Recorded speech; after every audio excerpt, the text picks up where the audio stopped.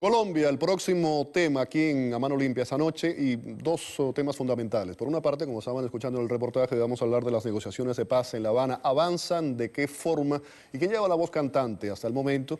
Y también ese informe de que el actual presidente Juan Manuel Santos está perdiendo popularidad para las presidenciales que están ahí literalmente hablando. Tengo conmigo aquí en el estudio a Cristian Mancera, director de la tribunacolus.com. Félix, ¿cómo estás? Un placer estar aquí. Y vamos a darle también las buenas noches vía Skype desde Colombia. Nos acompaña César Molinares. César es periodista colombiano, fue redactor de Semana y en Verdad Abierta también. ¿Qué tal? Muy buenas noches y bienvenido a Mano Limpia. Félix y Cristian, buenas noches. Comienzo allá en Colombia, Molinares, comienzo. Estas negociaciones de paz se dice que avanzan. ¿Qué tipo de avances? Pues bueno, ha habido avances en dos puntos particularmente.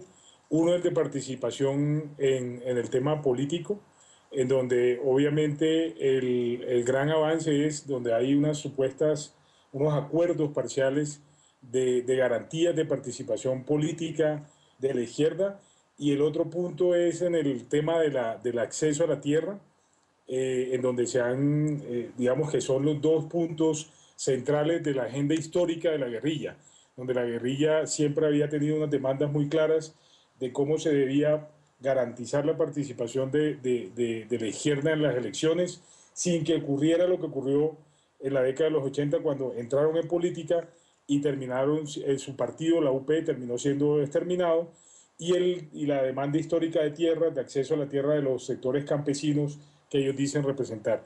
En este momento la agenda está en discusión por cerrar, están en la 22ª ronda de negociaciones sobre el tema del narcotráfico o de la solución al tema de las drogas. Ese es particularmente los tres avances en donde, o los tres puntos en donde han avanzado las negociaciones de 6 puntos. Cristian, los dos puntos anteriores, y tú y yo lo habíamos conversado anteriormente en el programa, ya se había hablado de eso y son puntos básicamente, como nos estaba diciendo Molinares, que interesan a la guerrilla. ¿Quién lleva la voz cantante en estas negociaciones? Hasta ahora se han tocado temas que interesan a la guerrilla. Convienen a los guerrilleros. ¿Qué pasa con la otra parte en todo esto? Exacto, hay que dejar en claro de que el proceso de paz durante todo este término creo que ha sido más como algo, un proceso general alrededor de beneficiar todos los intereses de la guerrilla. Lo que decía nuestro amigo, han habido avances, sí, correcto, pero la mayoría de esos avances es prácticamente en todos los requisitos y puntos que la guerrilla ha exigido durante mucho tiempo.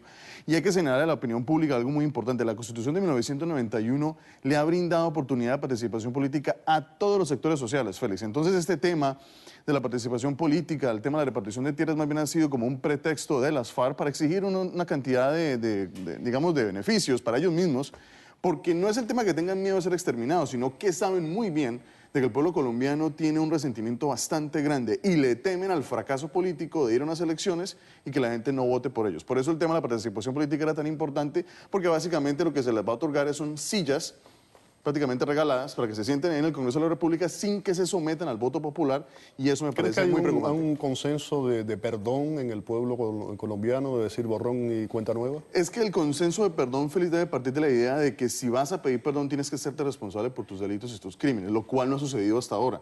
La guerrilla ha estado exigiendo una cantidad de puntos, los cuales han venido negociando en la mesa, pero no ha habido hasta el momento, digamos, un gesto más que intencionalidades de buscar la posibilidad de que paguen por sus crímenes. Lo que sucedió en el proceso paramilitar es que mal o bien estos tipos pagaron por sus crímenes. La mayoría de estos cabecillas paramilitares están aquí en Estados Unidos extraditados, entonces no se puede venir a decir que los paramilitares no pagaron por sus crímenes. Entonces, ¿por qué la guerrilla no los va a pagar también? Entonces creo que hay un juego, hay un poco, no sé, de doble moral. Molinares, pasamos ahora al tema de las elecciones de mayo, que como decía, están literalmente ahí, y Santos pierde popularidad. ¿Por qué? Pero yo quería hacer una aclaración, discúlpame, porque sí, creo que ahí hay un punto en donde no han llegado todavía al tema de justicia. Es que el tema de justicia, de desmovilización, desarme y reinserción no ha sido tocado. Entonces, sí. muchas veces se utiliza el tema, o sea, porque obviamente ellos pactaron una agenda de negociación basada en 6 puntos, y uno de los puntos en donde no han llegado todavía es el tema de reconocimiento de sus víctimas y de un eventual del sometimiento a la justicia, porque muchas veces se utiliza de que, y además eso es un tema, la agenda ha sido una agenda común, esta no ha sido una agenda impuesta por la guerrilla, sino al contrario, Esto es una agenda pactada entre las dos partes. E incluso el mismo gobierno ha reconocido de que el tema de tierras y el tema de participación en política de los grupos de oposición es un tema que está dentro de la misma agenda del gobierno. Entonces, y eso ha sido un ardid un poco de la oposición de utilizar de que se ha avanzado en esos dos puntos de la mesa de negociación para decir que no van a pagar cárcel cuando todavía no han llegado al punto de sometimiento a la justicia. Entonces yo creo que muchas veces hay que aclararle al público, en especial hispano y norteamericano, de que esta es una agenda de 6 puntos en donde se va avanzando poco a poco en puntos concretos. Y el punto 6 es el de sometimiento a la justicia. En parte yo creo que, pasando a la pregunta que me haces de por qué Santos ha bajado en las encuestas, es un poco porque él no ha sabido capitalizar, creo, el poco avance, digamos, porque ha habido un avance en estas negociaciones de paz.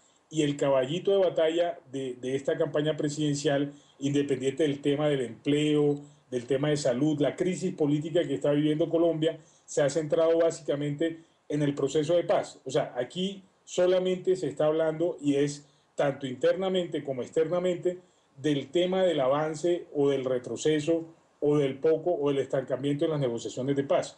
Y yo creo que en parte la caída de Santos, o que no haya logrado capitalizar eso en las encuestas, es uno de los factores por los que en este momento es casi seguro que se dé una segunda vuelta presidencial o de elecciones presidenciales. Me estabas diciendo, Molinares, que pierde Santos, hablas del tema de las conversaciones de paz. Ahora, si él pierde, la pregunta es para ti, Mancera, ¿quién ha ganado? ¿Quién ha ganado terreno? ¿Quién ha ganado popularidad? Bueno, antes para precisar algo, no creo que sea un ardid de la oposición el tema de lo que se estaba mencionando de decir que no se va a pagar cárcel por los crímenes de la guerrilla, todo lo contrario. La misma guerrilla la que ha mencionado de que no piensan pagar un solo día de cárcel, creo que no es ningún ardid, creo que es una realidad, ya lo están anunciando y ya veremos qué pasa con eso.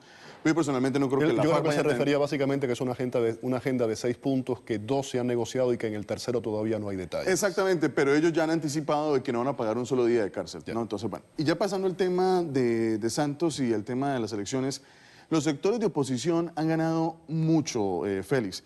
Y yo te voy a plantear un escenario. Estamos hablando de un candidato, por ejemplo, la Alianza Verde, como Enrique Peñalosa, que es un candidato que, a pesar que ha tenido algunos desaciertos en ires y venires de decisiones que ha tomado en el pasado, es un candidato fuerte, que la gente lo identifica. ¿Pero eso que estás diciendo se refleja en los números? Exactamente, porque ha ingresado al juego político, a la arena política, y le ha restado puntos a Juan Manuel Santos. Que sea como sea, la opinión pública colombiana, independientemente a quienes apoyan o no apoyan la paz, creo que todos colombianos queremos la paz, pero no la manera en que se está consiguiendo. Juan Manuel Santos pierde en las encuestas porque la gente no le cree. No le cree precisamente porque llegó al gobierno utilizando una plataforma política ajena, después cambió su tesis de gobierno y todo lo que se quiera decir, pero el país no le va a perdonar eso. La alianza con Germán Vargas Lleras, lamentablemente, porque Germán Vargas Lleras es un candidato válido, con fuerza, que lo hubiera podido lograr solo, y creo que le va a restar eso porque la gente lo identifica como esa vieja clase dirigente política que la gente ya está cansada, y dudo que le alcance la gasolina para llegar a la presidencia. Y también hay que contemplar Marta Lucía Ramírez del Partido Conservador, que es una candidata fuerte, con una tesis política muy interesante, y obviamente el Centro Democrático, que pueden ser alianzas importantes. Molinares, ¿hacia dónde van los votos? Pues bueno, particularmente en este momento el panorama electoral no es claro, porque primero no hay un candidato fuerte, independiente de las debilidades de Santos como mandatario, y que no ha podido capitalizar, consolidar el proceso de paz y mostrar los resultados que ha tenido su gobierno en muchas áreas, o también los fracasos en muchos programas.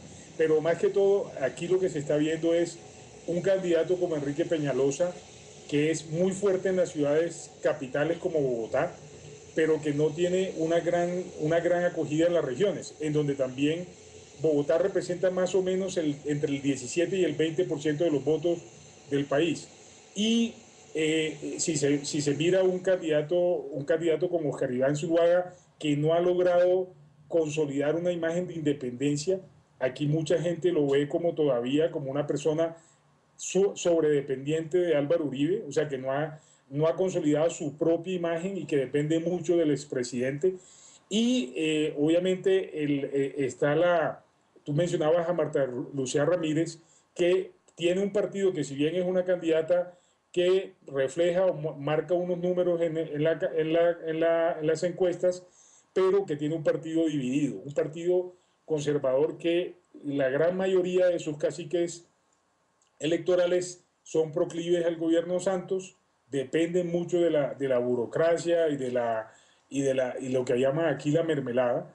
Y también hay que meter en esa baraja electoral la izquierda, que no tiene unos grandes números, pero que está marcando una gran tendencia y que para una segunda vuelta es muy importante, si se tiene en cuenta que en las segundas vueltas se establecen alianzas.